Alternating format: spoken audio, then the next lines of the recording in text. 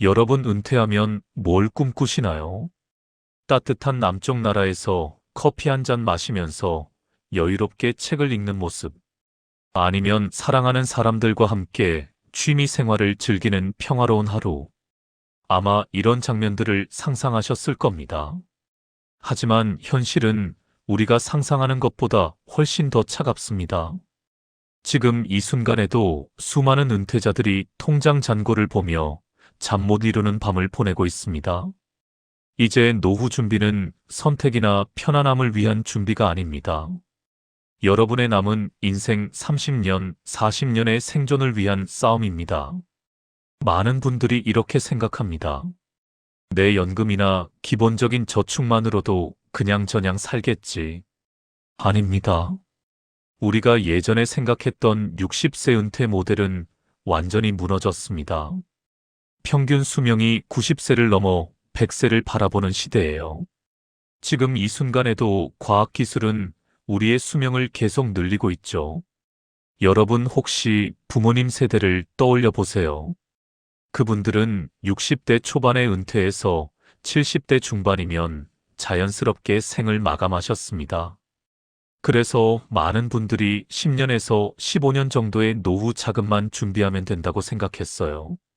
그런데 지금은 다릅니다. 우리는 60세에 은퇴해도 40년을 더 살아야 할 가능성이 높아졌습니다.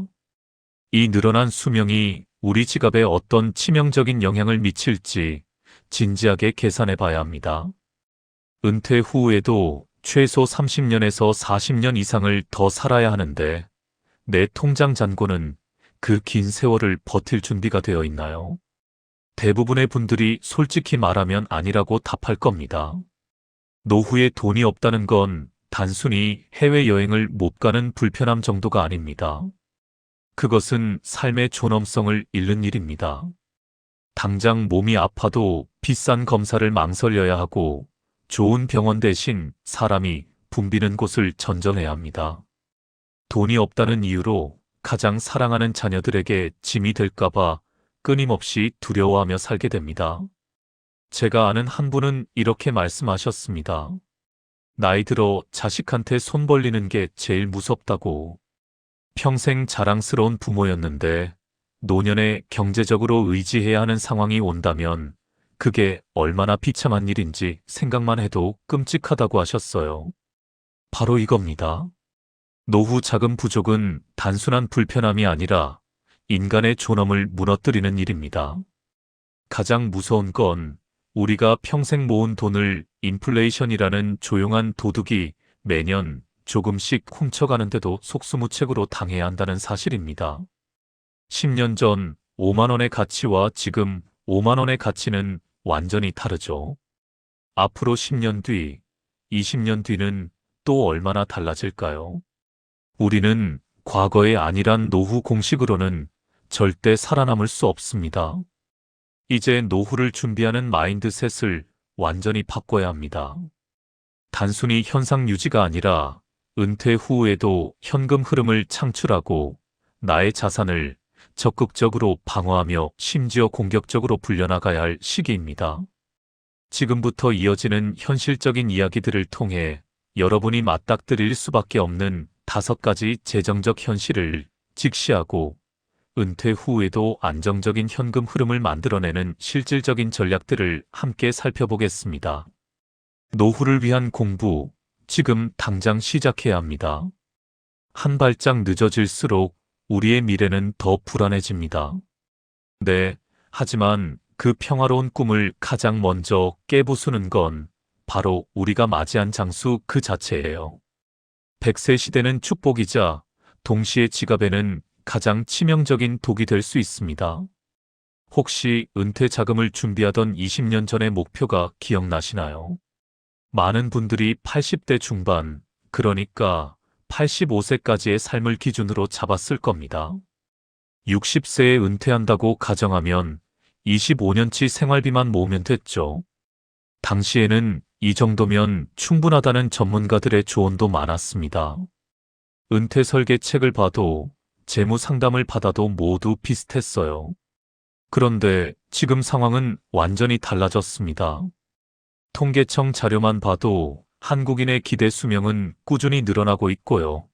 60세에 은퇴해서 95세 혹은 100세까지 산다고 가정하는 게 이제는 전혀 이상한 일이 아닙니다. 오히려 의학기술의 발전으로 앞으로 10년, 20년 뒤에는 평균 수명이 더 늘어날 가능성도 큽니다. 여기서 문제가 생깁니다. 여러분의 은퇴 기간이 갑자기 10년에서 15년 정도 더 늘어났다는 뜻입니다. 이게 단순히 조금만 더 오래 사는 것으로 치부할 수 없는 무서운 재앙입니다. 왜냐하면 그 추가된 10년, 15년은 대부분 고령기의 세월이기 때문입니다. 몸은 더 약해지고 병원을 더 자주 가야 하고 돌봄이 필요한 시기입니다. 계산기를 한번 두드려 볼까요? 만약 여러분이 은퇴 후 품위 있는 삶을 유지하기 위해 매달 300만 원의 생활비가 필요하다고 가정해 봅시다. 늘어난 10년 때문에 추가로 필요한 돈이 얼마일까요? 300만 원 곱하기 12개월, 그리고 다시 곱하기 10년, 즉 3억 6천만 원입니다. 3억 6천만 원. 이게 얼마나 큰 돈인지 아시나요? 평범한 직장인이 한 달에 100만 원씩 저축한다고 가정해도 30년이 걸리는 금액입니다. 그런데 이 돈을 추가로 준비해야 한다는 겁니다. 이미 은퇴 자금으로 5억, 6억을 준비한 분들도 안심할 수 없어요. 예상보다 10년을 더 살면 그 돈도 부족할 수 있습니다. 게다가 이 3억 6천만 원이라는 금액은 물가 상승, 그러니까 인플레이션을 전혀 고려하지 않은 현재 가치로만 계산한 최소 금액입니다.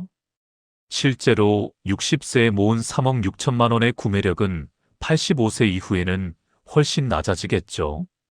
지금 300만 원으로 살 수 있는 물건들을 20년 뒤에는 500만 원, 600만 원을 줘야 살 수 있을지도 모릅니다. 이 늘어난 수명이 바로 우리가 대비해야 할 가장 치명적인 재정 리스크, 바로 장수 리스크입니다. 이 리스크의 핵심은 두 가지입니다. 첫째, 우리는 대부분 우리가 생각하는 것보다 더 오래 살 가능성이 높고요. 둘째, 우리가 모은 돈은 우리가 생각하는 것보다 훨씬 빨리 바닥날 가능성이 높다는 겁니다. 여러분 주변을 한번 돌아보세요. 80대 후반, 90대 어르신들이 점점 늘어나고 있지 않나요? 예전에는 80세면 정말 장수하셨다고 했는데 이제는 90세도 흔합니다. 건강하게 오래 사는 건 축복이지만 그만큼 돈도 오래 써야 한다는 뜻입니다. 과거의 은퇴 공식, 60세 은퇴 후 25년 생활이라는 공식은 이제 완전히 폐기해야 하는 낡은 함정입니다. 여러분의 은퇴 자금 계획은 최소한 100세, 40년 이상의 현금 흐름을 버텨낼 수 있도록 완전히 재설계되어야 합니다. 그렇지 않으면 인생의 마지막 10년에서 15년은 경제적인 고통 속에서 보내야 할지도 모릅니다. 이것이 우리가 직면한 가장 첫 번째 현실입니다. 100세 시대가 축복이라고 했지만 이 축복 속에 숨겨진 가장 무서운 노후 비용은 바로 의료비입니다. 오래 살수록 중대 질병에 걸릴 확률은 기하급수적으로 늘어나죠. 여러분, 감기나 정기 검진 같은 소소한 의료비는 크게 걱정 안 하셔도 됩니다. 이건 공적연금이나 실비보험으로 어느 정도 커버가 되니까요. 문제는 이 예측 불가능한 의료비 폭탄, 그러니까 암, 뇌졸중, 그리고 치매 같은 중증질환입니다. 제가 아는 한 분은 65세에 건강검진을 받다가 췌장암 진단을 받으셨습니다. 그분은 평생 성실하게 일하시고 은퇴 자금도 나름 준비하셨어요. 통장에 4억 정도 모아두셨죠. 그런데 암 치료를 시작하면서 상황이 달라졌습니다. 수술비, 항암 치료비, 비급여 항목들이 쏟아지기 시작했어요. 만약 은퇴 직전에 혹은 은퇴 직후에 중대 질병 진단을 받아서 고가의 치료를 시작한다고 가정해 볼게요. 주요암 치료비의 경우 비급여 항목과 고가 항암제를 합치면 총액은 수천만 원에서 1억 원을 쉽게 넘어갑니다. 이게 한 번으로 끝나는 게 아니죠. 5년, 10년에 걸쳐 재발 방지와 재활, 추적 관찰 비용까지 계속 나가요. 그분은 결국 2년간의 치료 끝에 1억 5천만 원을 쓰셨습니다. 은퇴 자금 4억 중에서 거의 절반에 가까운 돈이 사라진 겁니다. 다행히 병은 완치 판정을 받으셨지만 이제 남은 노후 자금으로 앞으로 30년을 살아야 한다는 불안감에 시달리고 계십니다. 많은 분들이 연금만 있으면 괜찮겠지라고 생각하세요. 하지만 연금은 월 200만 원, 300만 원처럼 안정적인 생활비 흐름을 유지하도록 설계된 돈입니다. 연금은 갑자기 5천만 원을 일시불로 지출해야 하는 의료비 폭탄을 막아줄 구조가 아니에요. 이 폭탄은 연금 통장에서 나오지 않고 여러분이 평생 모아둔 현금 자산이나 투자 자산에서 나오게 됩니다. 여기서 끝이 아닙니다. 더 무서운 건 바로 간병비입니다. 치매나 중증 뇌졸중으로 인해 자가 간병이 불가능해져 간병인을 써야 하거나 시설에 입소해야 한다면 2023년 기준 개인 간병인을 쓴다고 하면 최소 월 400만 원이 깨집니다. 이걸 10년만 유지한다고 해도 5억 가까이 되는 돈이 녹아 없어지는 거예요. 실제로 요양시설에 계신 어르신 한 분은 매달 450만 원의 비용을 지출하고 계십니다. 처음에는 집에서 요양보호사를 모셨는데 상태가 나빠지면서 전문시설로 옮기셨어요. 자녀분들이 매달 이 돈을 대고 있는데 벌써 3년째입니다. 지금까지만 해도 1억 6천만 원이 넘는 돈이 나간 거죠. 이런 상황을 보면 정말 가슴이 아픕니다. 평생 열심히 일하고 자녀들 키우느라 고생하신 분들이 정작 본인이 아플 때는 자녀들에게 경제적 부담을 주게 되는 거니까요. 그래서 미리 준비해야 합니다. 결국 우리가 준비해야 할 노후 대비 자금은 안정적인 생활비를 보장하는 연금과 이런 예상치 못한 의료비 폭탄을 방어할 비상자본 두 가지 트랙으로 철저하게 나눠야 합니다. 이 방어 자본이 없으면 여러분이 평생 모은 노후 자금이 단 한 번의 중대 질병으로 깨끗하게 증발할 수 있다는 사실을 꼭 기억하셔야 합니다.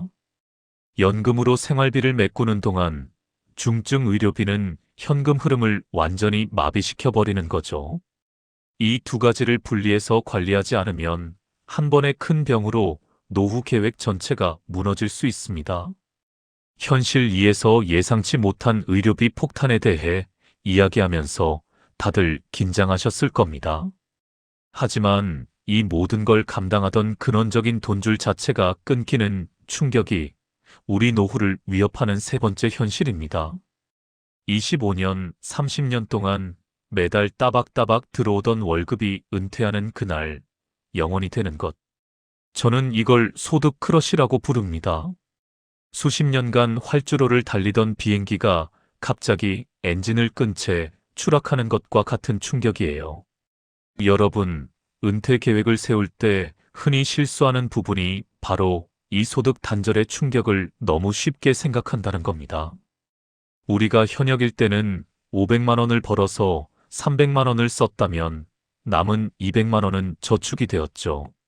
매달 통장 잔고가 늘어나는 걸 보면서 안정감을 느꼈습니다. 하지만 은퇴 후에는 상황이 완전히 역전됩니다. 들어오는 노동소득은 0인데 나가는 돈, 즉 고정지출은 끄떡없다는데 무서운 덫이 숨어 있습니다. 이게 정말 무서운 이유는 많은 분들이 은퇴하면 지출이 자동으로 줄어들 거라고 착각하기 때문입니다. 가장 대표적인 게 바로 고정지출의 덫입니다. 우리는 흔히 은퇴하면 지출을 획기적으로 줄일 수 있을 거라고 생각하지만 생각보다 줄이기 어려운 돈들이 있어요. 매달 나가는 주택대출 이자, 재산세, 필수 보험료, 아파트 관리비, 통신비, 심지어 자동차 유지비까지. 이 친구들은 우리가 은퇴했는지 신경 쓰지 않습니다.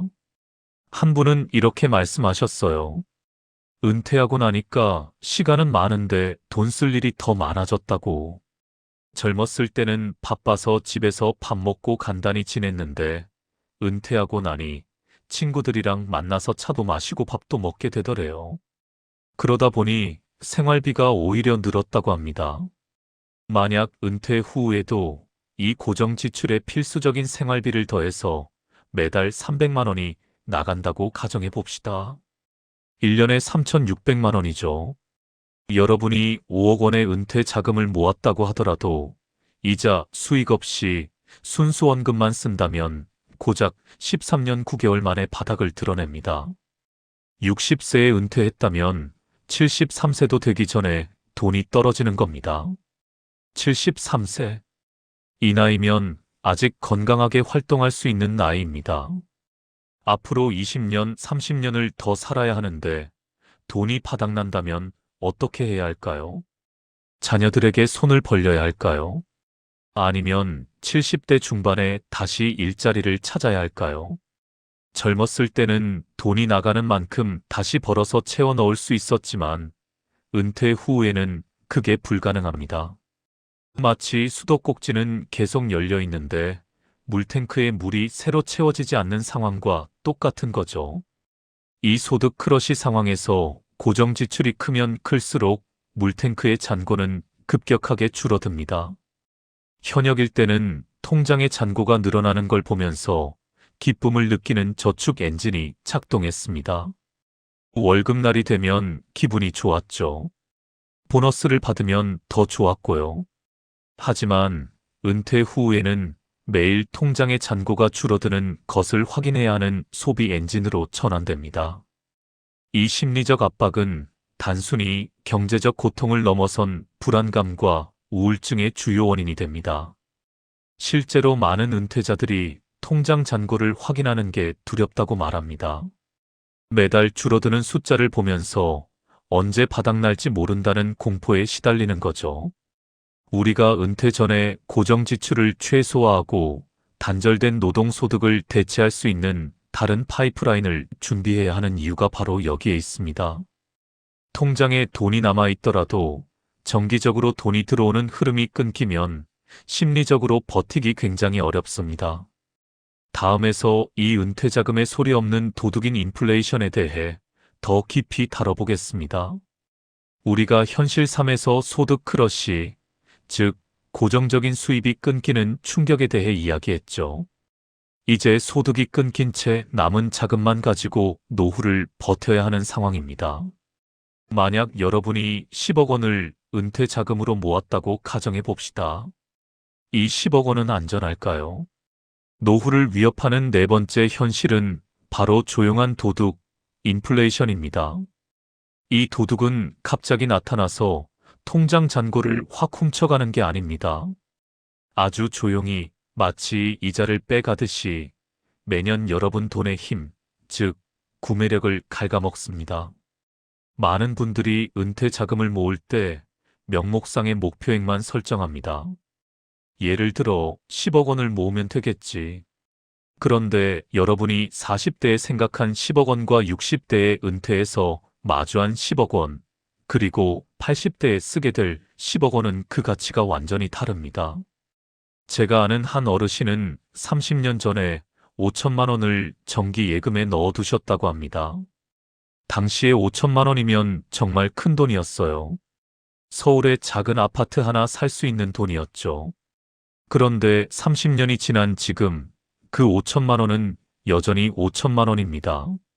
숫자는 그대로인데 이제는 서울의 원룸 전세도 어려운 돈이 되어버렸어요. 은퇴자들은 대부분 연금이나 저축해둔 현금성 자산으로 생활하죠. 문제는 20년 전에 100만 원으로 살 수 있었던 물건들을 지금은 150만 원, 200만 원을 줘야 살 수 있다는 사실입니다. 돈의 명목 가치, 즉 통장에 찍힌 숫자는 그대로지만 실제 물건을 살 수 있는 구매력은 매년 떨어지고 있는 겁니다. 이게 얼마나 무서운 일인지 구체적인 예시로 계산해 볼게요. 우리가 연평균 3%의 비교적 보수적인 인플레이션이 발생한다고 가정합시다. 여러분이 60세에 은퇴하면서 5억 원의 노후 자금을 현금으로 가지고 있습니다. 20년 뒤 80세가 되어 이 돈을 사용하려고 할 때 이 5억 원의 실질 가치는 얼마나 남아있을까요? 놀랍게도 20년 뒤 5억 원의 실질 구매력은 약 2억 7천만 원 수준으로 반토막이 납니다. 나머지 2억 3천만 원은 인플레이션이라는 조용한 도둑이 지난 20년간 천천히 그리고 완벽하게 훔쳐간 겁니다. 여러분이 아무것도 쓰지 않았는데도 돈의 가치는 반으로 줄어든 거예요. 더 무서운 건 이게 복리로 작용한다는 겁니다. 처음 10년은 그래도 괜찮아 보입니다. 5억이 4억 정도로 줄어드니까요. 그런데 다음 10년은 더 빠르게 녹아내립니다. 4억이 2억 7천으로 줄어드는 거죠. 시간이 지날수록 가속도가 붙습니다. 여러분이 60세에 은퇴해서 100세까지 산다면 40년 동안 이 도둑에게 매일 공격당하는 셈입니다. 만약 노후 자금을 현금이나 낮은 이율의 예금에 묶어두는 행위는 인플레이션이라는 폭우 앞에 무방비 상태로 서 있는 것과 같습니다. 최근 몇 년 사이에 물가가 얼마나 올랐는지 한번 생각해 보세요. 짜장면 한 그릇이 5,000원 하던 시절이 있었습니다. 지금은 8,000원, 9,000원 하죠. 커피도 마찬가지입니다. 2,000원 하던 커피가 이제는 5,000원, 6,000원입니다. 이게 바로 인플레이션입니다. 결국 노후 준비의 핵심은 이 조용한 도둑이 훔쳐가는 속도, 즉 물가 상승률보다 여러분의 자산이 더 빠르게 성장하도록 만드는 데 달려 있습니다. 이제 자산이 수동적으로 모으는 돈이 아니라 은퇴 후에도 인플레이션을 이기기 위해 적극적으로 일해야 하는 무기로 바뀌어야 합니다. 단순히 돈을 모으는 것만으로는 부족합니다. 그 돈이 인플레이션보다 빠르게 자라야 합니다. 그렇지 않으면 매년 실질적으로 가난해지는 겁니다. 우리가 노후 자금을 위협하는 외부의 적들, 즉 장수 리스크, 예상치 못한 의료비, 소득 단절, 그리고 조용한 도둑 인플레이션까지 모두 이야기했습니다. 이 모든 위험을 이겨내고 노후를 지켜낼 자금을 간신히 모았다고 해봅시다. 그런데 가장 강력하고 동시에 가장 예측 불가능한 도둑은 사실 여러분의 가장 가까운 곳, 바로 여러분의 자녀분들입니다. 오해하지 마세요. 자녀는 인생의 가장 큰 축복입니다. 하지만 노후 자금 관리의 관점에서 볼 때 성인이 된 자녀의 경제적 불안정은 부모의 안전망을 붕괴시키는 가장 흔한 원인이 됩니다. 통계청 자료를 봐도 자녀의 결혼 비용, 주택 마련 지원 등 성인 자녀에 대한 지원 비용이 은퇴 후 지출의 상당 부분을 차지합니다. 특히 요즘처럼 부동산 가격이 오르고 전세 사기가 빈번한 고금리 시대에는 성인 자녀가 경제적 어려움을 호소하며 부모에게 도움을 청하는 일이 잦아지고 있죠. 실제로 한 어머니는 이런 말씀을 하셨습니다. 딸이 결혼하면서 전세 자금이 부족하다고 했대요. 신랑 측에서는 별로 보태주지 못한다고 하고 딸이 눈물을 글썽이면서 엄마한테 도와달라고 했답니다. 그래서 노후 자금에서 1억을 빼서 딸에게 줬다고 합니다. 여러분의 노후 자금에 10억이 있다고 가정해 봅시다. 이 돈은 남은 30년을 버텨야 하는 생명줄이나 마찬가지예요. 그런데 갑자기 자녀가 사업에 실패했거나 급하게 집 계약금이 필요한 상황이 생겨 1억을 빌려달라고 연락이 왔습니다. 피 같은 내 돈이지만 눈물을 글썽이는 자녀를 외면할 부모는 아마 없을 겁니다. 당장은 큰 희생이라고 생각하지 않고 1억을 꺼내줄 수 있죠. 내 자식인데 도와줘야지. 나중에 갚겠다고 하니까 믿어야지. 이렇게 생각하게 됩니다. 하지만 현실은 다릅니다. 자녀들도 자기 생활하기 바쁘고 아이들 키우고 하다 보면 부모님께 빌린 돈은 우선순위에서 밀립니다. 문제는 그 1억 자체가 아닙니다. 문제는 그 돈이 사라지면서 발생하는 복리 이탈 효과와 시간의 기회비용이에요. 여러분이 60세에 인출한 그 1억이 만약 연 5%로 20년간 복리 운용되었다고 가정해 보세요. 단순 계산으로도 2억 6천만 원 이상의 가치가 됩니다. 여러분은 1억을 준 것이 아니라 노년기에 예상치 못한 큰 위험을 막을 수 있었던 2억 6천만 원의 미래 안전망을 떼어준 겁니다. 그리고 이 돈이 있고 없고의 차이는 70대 후반, 80대 초반에 극명하게 드러납니다. 자녀 리스크는 단지 돈을 주는 행위를 넘어섭니다. 노후 생존에 필요한 시간을 잠식하는 방식이라는 점을 명심해야 합니다. 만약 자녀에게 1억을 주고 노후 자금이 9억으로 줄었는데 여러분의 수명이 예상보다 길어지거나 의료비 폭탄이 터진다면 어떻게 될까요? 그 1억이 있었다면 막을 수 있었던 위기가 현실이 되는 겁니다. 제가 아는 한 분은 자녀 3세계 각각 집 마련 자금으로 5천만 원씩 지원했다고 합니다. 총 1억 5천만 원이 나간 거죠. 당시에는 자식들 잘 되는 것 보는 게 좋아서 기꺼이 줬다고 합니다. 그런데 10년이 지난 지금 본인이 아프고 나니까 후회가 된다고 하시더라고요. 그 돈이 있었으면 지금 치료를 더 잘 받을 수 있을 텐데. 여러분의 노후는 자녀의 보험이 아닙니다. 냉정하게 들릴 수 있지만 여러분이 먼저 경제적으로 무너지면 자녀는 결국 부모 봉양이라는 더 크고 무거운 짐을 지게 됩니다. 이는 결국 자녀의 미래까지 망가뜨리는 악순환의 시작입니다. 따라서 우리는 비행기에서 산소 마스크를 쓸 때처럼 부모가 먼저 자신의 산소 마스크, 즉 노후 자금을 완벽하게 확보해야 합니다. 자녀를 사랑하는 가장 현명한 방법은 부모 스스로 자녀에게 짐이 되지 않는 경제적 독립을 끝까지 보여주는 것입니다. 자녀 지원은 여러분의 은퇴 준비가 완벽하게 끝난 후에 그리고 여유 자금으로만 생각하셔야 합니다. 이것이 부모와 자녀 모두의 미래를 지키는 유일하고도 현실적인 길입니다. 이 원칙을 반드시 지키셔야 합니다. 자녀가 아무리 어렵다고 해도 여러분의 노후 생존 자금만큼은 절대 건드리면 안 됩니다. 우리가 앞에서 노후를 위협하는 5가지 현실과 돈에 대한 공격적인 마인드셋의 중요성까지 다뤘습니다. 결국 가장 치명적인 문제는 현금 흐름이 끊기는 거죠. 아무리 큰 돈을 모았어도 매달 통장에 꽂히는 돈이 없으면 심리적으로 불안해지고 인플레이션에 자금이 갉아먹힙니다. 이제 우리에게 필요한 건 국민연금 외에 최소한 1개, 가능하다면 2~3개 이상의 현금 흐름을 만들어줄 세컨드 연금입니다. 노동소득이 끊긴 후에도 매달 꼬박꼬박 최소한 생활비만큼은 보장해줄 수 있는 전략적 현금 흐름을 어떻게 설계해야 하는지 구체적으로 알아보겠습니다. 첫 번째 세컨드 연금 전략은 모아둔 자산을 현금 흐름으로 전환하는 겁니다. 바로 배당금이나 분배금 형태로 매달 혹은 분기마다 안정적인 돈을 받는 구조를 만드는 거죠. 물론 무작정 고배당주에 몰빵하는 건 위험합니다. 예를 들어 지금 당장 배당률이 10%가 넘더라도 다음 해에 기업이 망하거나 배당금을 삭감해버리면 소득 자체가 끊깁니다. 우리는 높은 수익률보다는 배당의 지속성과 배당 성장률에 집중해야 합니다.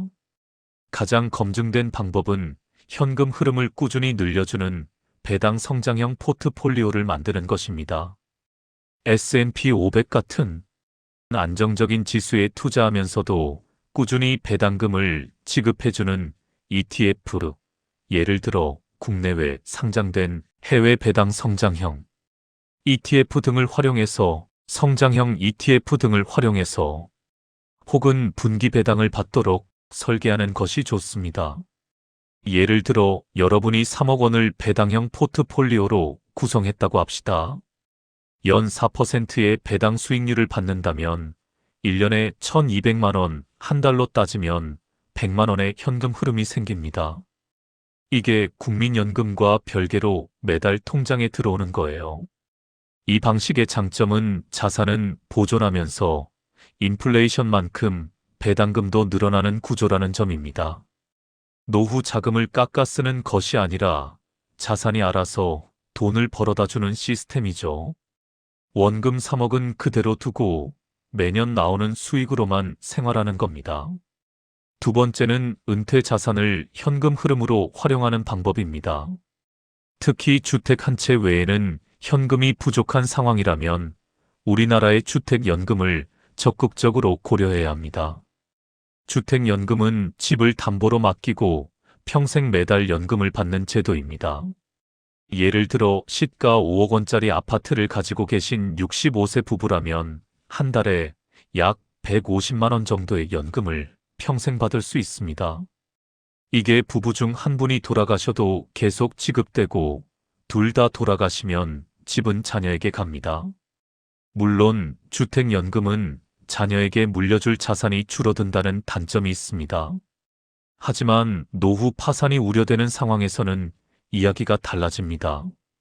주택연금은 평생 지급되며 국가가 보증하기 때문에 사실상 국민연금 다음으로 가장 안정적인 세컨드 연금입니다. 특히 60세가 넘어서 현금 흐름이 완전히 막혀버린 분들에게는 가장 확실한 생명줄이 되어줍니다. 집은 있는데 현금이 없어서 고생하시는 분들이 정말 많거든요. 또 다른 활용법으로는 금융기관에 즉시연금이 있습니다. 이 상품은 목돈을 넣는 즉시 다음 달부터 연금을 받기 시작하는데 장점은 지급 개시 시점이 빨라 현금 흐름을 즉시 확보할 수 있다는 점입니다. 다만 단점은 해지 시 원금 손실 위험이 있고 물가 상승률을 반영하기 어렵다는 점 때문에 주력보다는 보조적인 세컨드 연금, 즉 생활비의 아주 작은 일부를 책임지도록 활용하는 것이 좋습니다. 마지막 세 번째는 가장 공격적이면서도 노후 생활에 활력을 주는 전략입니다. 바로 미니 사업 또는 유연 노동 소득을 세컨드 연금으로 만드는 겁니다. 우리가 은퇴 후에도 굳이 9시부터 6시까지의 고된 노동을 할 필요는 없습니다. 하지만 우리가 평생 쌓아온 지식, 경력, 취미를 활용해서 주 10시간 이내로 돈을 버는 구조를 만드는 건 어떨까요? 통계청 자료를 봐도 실제로 60대 이상 은퇴자의 절반 가까이는 소득 수준과 관계없이 경제활동에 참여하기를 희망합니다. 이는 단순히 돈 때문만이 아니라 삶의 의미와 활력을 찾기 위해서입니다. 예를 들어 과거에 엑셀 작업을 잘했던 분이라면 온라인 프리랜서 플랫폼을 통해 데이터 정리 대행을 하거나 자영업 경험이 있다면 소상공인을 위한 1시간 컨설팅을 해줄 수도 있습니다. 취미로 글쓰기를 즐겼다면 전자책을 써서 인쇄소득을 만들 수도 있겠죠. 실제로 한 분은 퇴직 후에 자신이 잘하는 목공 기술로 작은 가구를 만들어 온라인으로 판매하고 계십니다. 한 달에 100만 원 정도 버신다고 하는데 금액보다 중요한 건 일하는 재미와 성취감이라고 하시더라고요. 이런 형태의 노동소득은 금액이 크지 않더라도 물가 상승에 맞춰 스스로 소득을 조정할 수 있고 무엇보다 노동소득이 끊겨서 오는 소득 크러쉬를 심리적으로 완벽하게 막아줍니다. 이 미니 사업 자체가 노후에 가장 강력하고 유연하며 인플레이션에 강한 세컨드 연금인 셈입니다. 세컨드 연금 전략의 핵심은 흐름의 타변화입니다. 배당 투자, 주택연금, 미니 사업.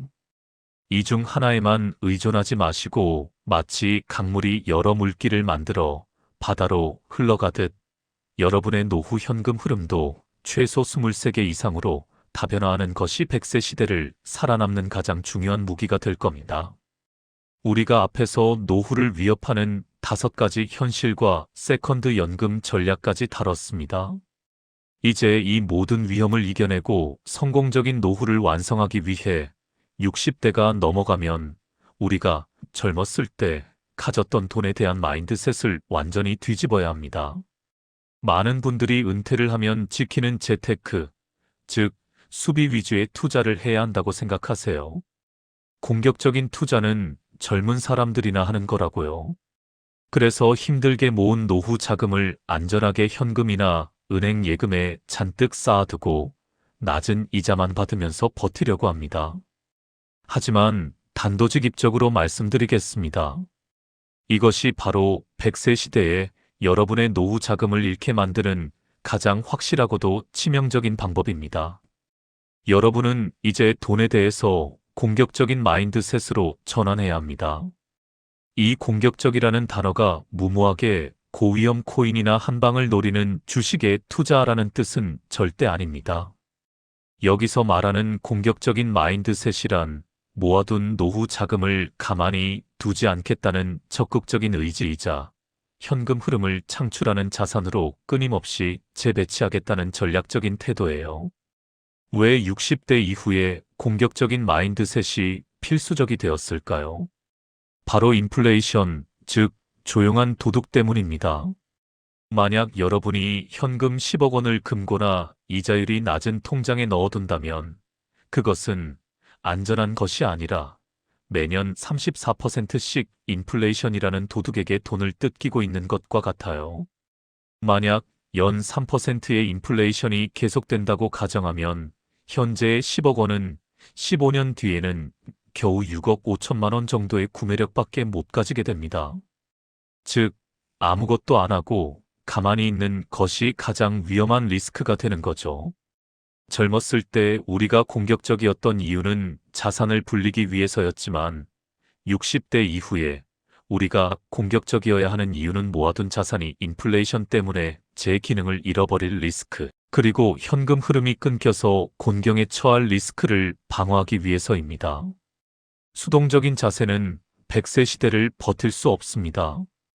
여러분은 이제 돈을 모으는 저축가가 아닙니다.